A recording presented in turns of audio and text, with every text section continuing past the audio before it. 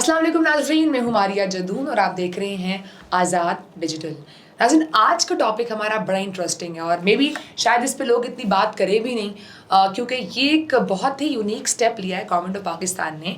Government of Pakistan नाज़रीन install करने जा रही है फायर वॉल का एक सिस्टम। ये क्या है, इसके क्या फ़ायदे नुकसान हो सकते हैं, कैसे ऑपरेट होगा, क्या इससे प्राइवेसी ब्रीच होगी या नहीं होगी। बहुत सारे सवाल इस सिस्टम के आने के बाद जो है वो ओरिजिनेट हो रहे हैं। इन सारे सवालों के जवाब हम लेंगे। हमारे साथ मौजूद हैं मुसव्वर अब्बासी साहब। सर बहुत शुक्रिया, टाइम दिया आपने। सर सबसे पहले मैं जानना चाहूँगी, ये जो सिस्टम आया फायर वॉल का सिस्टम है, ये क्या है, इसकी वर्किंग कैसे होगी, how it will operate? Firewall basically एक ऐसा सिस्टम है कि ये आपकी तमाम जो कंटेंट है, आपका जितनी भी जो चीज़ें आप सोशल मीडिया पे पोस्ट करते हैं, जो भी चीज़ आप किसी को भेजते हैं, वो पहले सिक्योर थी। अब इस सिस्टम के तहत आपकी कोई चीज़ सिक्योर नहीं रहेगी। ओके। आपकी ये सारी की सारी चीज़ें फायरवॉल सिस्टम के जरिए पहले हुकूमत पाकिस्तान के पास जाएंगी, वहाँ से ये सेंसर होंगी। अगर कोई ऐसा मवाद या ऐसा मटीरियल जो कि वो समझते हैं कि नशर नहीं होना चाहिए, तो फ़ौरन आपको वार्निंग आएगी और वो अगले जहाँ आप भेजना चाह रहे हैं वहाँ तक रिसीवर को नहीं पहुँच सकेगी। ठीक है। बेसिकली ये एक ऐसा सिस्टम है जिसके तहत ये आपकी तमाम सोशल मीडिया को की तमाम चीज़ों को कंट्रोल कर लिया जाएगा। और आपकी जैसे पहले कहा जाता था कि व्हाट्सएप बहुत ज़्यादा जो है ना वो एंड टू एंड इनक्रिप्टेड है और वो बहुत सेफ़ है और सोशल मीडिया की बहुत सारी ऐप्स सेफ्स हैं, अब वो महफूज नहीं रहेंगी। देखिए, ये तो मुझसे भाई साहब पहले भी चैलेंज था। लोग कहते थे कि नहीं, व्हाट्सएप की चैट्स कहीं मतलब लीक नहीं हो सकती हैं। ये तो व्हाट्सएप क्लेम करता है कि आप हमारी प्राइवेसी को ब्रीच नहीं कर सकते। तो क्या व्हाट्सएप बिल्कुल अलाउ करेंगे? टेक्नोलॉजी है, देखिए एक टेक्नोलॉजी है, टेक्नोलॉजी के ऊपर दूसरी टेक्नोलॉजी आ जाती है, तीसरी टेक्नोलॉजी आ जाती है, हर टेक्नोलॉजी दूसरी टेक्नोलॉजी का तोड़ निकाल लेती है, रिप्लेसमेंट आ जाती है। अब सबसे बड़ी बात यह है कि आप जो कह रहे हैं कि ये व्हाट्सएप इस पे उसको इसलिए कि ये इस टेक्नोलॉजी के ऊपर की टेक्नोलॉजी है जो उसको भी ट्रैक आउट कर लेती है, जिसका टेस्टिंग सिस्टम जो है पाकिस्तान में कुछ अर्सा पहले लगाया गया, जिसके ज़रिए आपने देखा कि बहुत बड़े पॉलिटिशियंस की व्हाट्सएप कॉल्स मार्केट में आ गई। ठीक है, बहुत सारे जजेस की व्हाट्सएप कॉल्स मार्केट में आ गई, बहुत सारे प्रॉपर्टी टाइकून्स की कॉल्स बड़े बड़े रियासती इदारों के लोगों के साथ मार्केट में आ गई। ये उसी सिस्टम की टेस्टिंग बेस पे लगाया गया था जिसके तहत ये व्हाट्सएप की कॉलें ट्रेस आउट हुई। आप क्या समझते हैं, ये लोकल लैंडलाइन से या पर्सनल नंबर से इस तरह की गुफ्तगू कर रहे थे? नहीं, ये वही व्हाट्सएप की कॉल्स हैं जो आप सुन रहे थे रोजाना कि आज फलां की टेप आ गई, आज फलां की टेप आ गई। तो ये वही सिस्टम इंस्टॉल करके जो है ये टेप्स हासिल की गई थी, और जिसका सबसे बड़ा सबूत ये है कि ये जो टेक्नोलॉजी है ये व्हाट्सएप की सेफ्टी कोड जो सिक्योरिटी के दावे हैं वो खत्म हो गया। वैसे किस मुल्क से पिक किया गया? देख, बेसिकली इसकी सबसे बड़ी, मैं थोड़ा सा इसकी हिस्ट्री में जाऊंगा। सबसे पहले आप देख लें इसकी मिसाल के रशिया के अंदर, चाइना के अंदर जो है ये ऑलरेडी ये सिस्टम इंस्टॉल है, जिसको वहाँ पे सिर्फ वी चैट है। अब ये जो हमने सिस्टम जो जिसके ताउन से लगाया हुआ है चाइना के हुआवे कंपनी के साथ हमारा जो अभी भी जो प्राइम मिनिस्टर साहब का डेलीगेशन गया था अभी जो बीजिंग में, तो उनका ये मुआहदे भी इसके साथ फाइनल हो चुके हैं। और इसको ऑपरेट करना भी एक बहुत बड़ा एक सिस्टम इसके लिए इंस्टॉल करना पड़ता है। ये इतना ईजी भी नहीं है कि आप इसको ऑपरेट, इस पर काफ़ी कॉस्ट है जिसको गवर्नमेंट ऑफ पाकिस्तान बियर करेगी और सोशल मीडिया को कंट्रोल करेगी। इसको इंस्टॉल करने के लिए हुआवे के साथ आपका एग्रीमेंट हुआ और चाइना ने आपको मुकम्मल जो है वो सपोर्ट दिया। चाइना के अंदर जो है देखें अभी एक सिस्टम चला है जिसको कहते हैं वी चैट, और वो ऐसा ही मुकम्मल सेंसर है, हर चीज़ है। तो हर चीज़ इज वेरी नहीं, वो चाइना के अंदर भी ऐसा है और ईरान के अंदर भी ऐसा है, रशिया के अंदर भी ऐसा है कि आपकी एक स्पेशल किस्म की ऐप है जिसके अंदर आपने अपनी तमाम रोज़मर्रा की आप एक्टिविटीज़ कर सकते हैं, लेकिन वो सारी की सारी एक्टिविटीज़ जो है वो मॉनिटर हो रही हैं और ट्रैकेबल है। सो आपको नहीं लगता कि अगर इस तरह से चीज़ें होंगी तो हाँ, मतलब जो एक प्राइवेसी का एक मेन फैक्टर होता है एक नॉर्मल इंसान की, बहुत सारी चीजें भी होता है, फिर वो तो ब्रीच होना चाहिए। फिर ये तो इसकी ब्रीच होगी, बिल्कुल ह्यूमन राइट के अगेंस्ट चीज नहीं आ जाती है, एक फ्रीडम ऑफ स्पीच के अगेंस्ट चीज नहीं आ जाती है। आपको दोबारा पुराने ज़माने में जाना पड़ेगा अगर आपने कोई क्या कहते हैं प्राइवेसी करनी है, तो फिर आप खत किताबत वाले सिलसिले पे दोबारा पहुंच जाएंगे। आपको दोबारा बैकवर्ड जाके तो आप खत किताब लिखें जो प्राइवेसी वाली चीज़ें हैं। इसकी ज़रूरत क्यों पेश है? देखिए, मैं इसकी थोड़ी सी हिस्ट्री आपको बताना चाहता हूँ। सबसे पहले एक दफ़ा ऐसा हुआ कि आपके सामने ये हिस्ट्री में लाउड स्पीकर आया, तो लाउड स्पीकर के ऊपर बहुत सारी बातें शुरू हो गई कि इसको बैन कर देना चाहिए, इसको पॉलिटिकल पार्टीज़ और ख़ासकर मजहबी पार्टीज़ एक दूसरे के ख़िलाफ़ इस्तेमाल करती हैं, जिससे तफरका फैलता है और सियासी अदम इस्तेकाम फैलता है और इससे लोग एक दूसरे के दुश्मन होते हैं, आवाज़ बहुत दूर तक जाती है और इससे फिर कत्लो गारत और बदअमनी फैलती है। उसके बाद आपने देखा कि बहुत सारी इसके ऊपर भी आई कि जी ज़बान बंदी कर दें, लाउड स्पीकर बंद कर दें। उसके बाद कुतुब लिखी जाने लगी, वक्त के उमरा के ख़िलाफ़, वक्त के हाकिमों के ख़िलाफ़, वक्त के डिक्टेटर्स के ख़िलाफ़ किताबें लिखी जाती थी और किताबों को बैन कर दिया जाता था कि ये किताब नशर नहीं हो सकती। उनके मुसन्निफ़ के ऊपर जो है ना वो केसेस बना दिए जाते थे। लेकिन जैसे ही सोशल मीडिया आया तो ये सारी की सारी चीज़ें दरी की दरी रहेगी।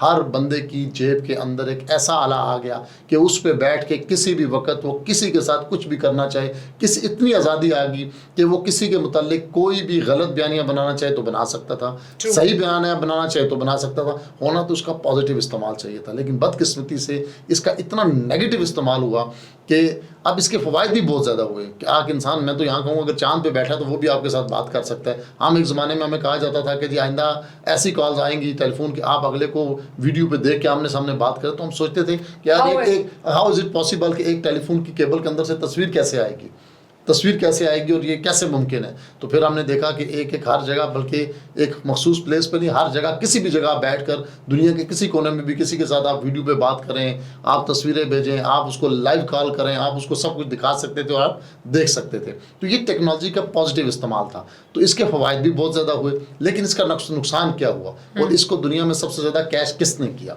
इसका नुकसान ये हुआ कि आप किसी के खिलाफ भी कोई नेगेटिव जो है ना बयानियाँ बनाकर इस सोशल मीडिया के ज़रिए उसके तमाम हक़ाइक़ को मसह करके आप उसकी तमाम पर्सनैलिटी को और उसके तमाम अज़ाइम को जो है वो बर्बाद भी कर सकते हैं। और इसका फ़ायदा दुनिया में दो शख्सियात ने लिया।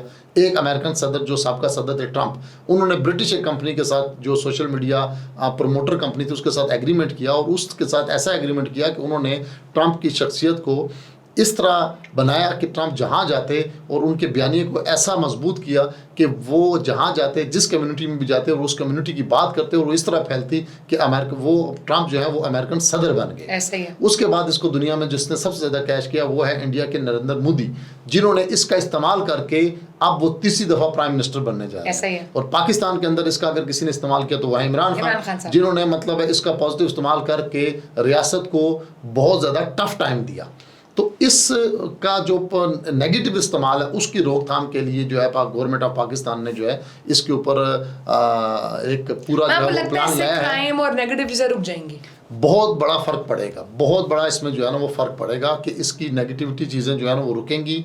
और मैं समझता हूँ कि इसका एक नुकसान तो जहाँ तक जो हमारे यूट्यूबर हजरात हैं, वीलॉगर्स हजरात हैं कि उनके क्लिक्स और लाइक और वो जिसके खिलाफ जो चटकारा जाते थे और उनकी इनकम जो वो तो नहीं होगा, लेकिन रियासत के पास एक गलत बयानी को रोकने के लिए, तफरका को रोकने के लिए स्टेट के पास ये होना चाहिए। देखिए आप ये बात ठीक कर रहे हैं कि अगर नेगेटिव अगर इस्तेमाल हो रहा है तो हमें इसको टेक केयर करना चाहिए। बट इसमें तो बहुत सारी, फॉर एग्जांपल अगर कोई मेरी कोई राइवल है, मेरी कोई ओपोनेंट पार्टी है, मैं तो उसका भी कंटेंट रोकना शुरू कर दूंगी। मैं तो उसको भी अलाउ नहीं करूँगी कि मेरे अगेंस्ट कोई बात करे।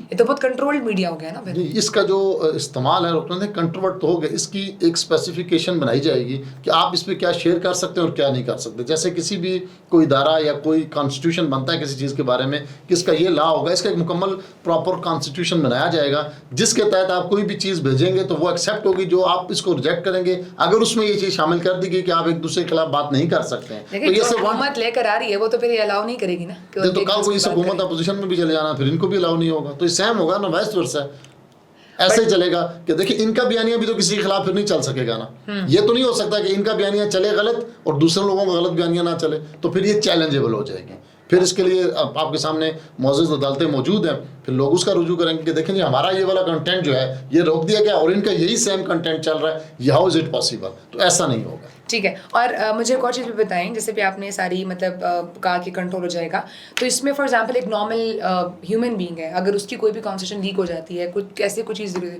फिर उसके ऊपर क्या फ्रीडम ऑफ स्पीच जो हम बात करते हैं, ह्यूमन राइट्स, इसका कोई इम्पैक्ट आएगा? फ्रीडम ऑफ स्पीच के नाम के ऊपर ही तो ये सारी बर्बादी हुई है सोशल मीडिया पर। फ्रीडम ऑफ स्पीच में आप किसी के खिलाफ, अब मैं यहाँ बैठ के किसी के खिलाफ एक झूठा बयान बनाना शुरू कर दूँ और वो वायरल होना शुरू हो जाए, तो बेशक उस शख्स की तो सारी शख्सियत हाँ, हर चीज को पहले तहकीक की जाएगी। हाँ, उसको लेकिन उसको एक उसको देखे ना, perspective है ना। नहीं एक प्रोस्पेक्टिव, लेकिन फ्रीडम ऑफ स्पीच में आप किसी की सत्यानाशी कर दें, ये भी तो कोई उसकी एक वो लॉजिक नहीं है ना। आप इसको फ्रीडम ऑफ स्पीच उसको कह सकते हैं कि आप अपनी बात को उस अंदाज में करें कि लोगों तक वो पहुंचे और लोगों को में एक पॉजिटिव मैसेज जाए, नेगेटिव मैसेज ना जाए। बार कैफ जहाँ इसके पॉजिटिव इम्पैक्ट्स बहुत हैं, वहाँ नेगेटिव इम्पैक्ट्स भी बहुत हैं। जाहिर सी बात है, रियासत के पास इसका कंट्रोल होगा, वो जो चीज़ चाहेगी वो चलेगी, जो चीज़ वो नापसंद करेगी वो नहीं चलेगी। चलें तो काफ़ी कंट्रोल मुझे लग रहा है, बहुत सारी कंट्रोल चीज़ें हो जाएंगी। लेकिन let's see if it's benefit for the Pakistan, तो देन ओके, हम कुछ कह नहीं सकते हैं। ठीक है, चलिए अगर ये बेनिफिट ऑफ पाकिस्तान के लिए तो ठीक है, बट मुझे एक चीज़ बताइएगा, इसको ऑपरेट किस तरह से किया जाएगा? हाँ, ये एक बड़ा important मैन देखिए। पावर चाहिए होगी या अब मैं क्या बताऊँ कि होगा? चाइना के अंदर इस सिस्टम को ऑपरेट करने के लिए उन्होंने एक साइबर आर्मी बनाई है, जिसको उन्होंने नाम दिया साइबर। उसके अंदर 7 लाख से ज़्यादा अफराद शामिल हैं जो इसको कंट्रोल करते हैं। अब चाइना की आबादी आप देख लें, मोर देन 1 बिलियन 1 है, billion plus। तो इसलिए उसको तो 7 लाख लोगों को दरकार है। अब पाकिस्तान की आबादी के हिसाब से इसको लिए कितनी है, और साइबर आर्मी उन्होंने जो नाम दिया, मैं आप इसको कोई भी नाम दे दें, इसके लिए हर सिटी में, हर बल्कि स्ट्रीट वाइज मैं कहूँगा कि आपको एक प्रॉपर एक आर्मी बनानी पड़ेगी। उसको चले जैसे हमने भी कह रहे हैं ना, अभी जो आपका साइबर का सारा जो इदारा है वो अलग हो जाएगा। वो इदारा अलग है, इदारे को छोड़ इस सिस्टम को कंट्रोल करने के लिए देखिए 26 एक सिस्टम एक होगा कि जो पूरा इसको, वो साइबर आर्मी के बगैर मुमकिन नहीं है। मैं साइबर आर्मी इसलिए लफ्ज़ कर रहा हूँ क्योंकि लोग फिर बार बार आर्मी की तरफ ना चल जाएं, क्योंकि चाइना ने इसका नाम साइबर आर्मी रखा हुआ है, हमने अभी इसका कोई नाम रखा नहीं है कि ये कौन सी फोर्स होगी जो इसको कंट्रोल करेगी।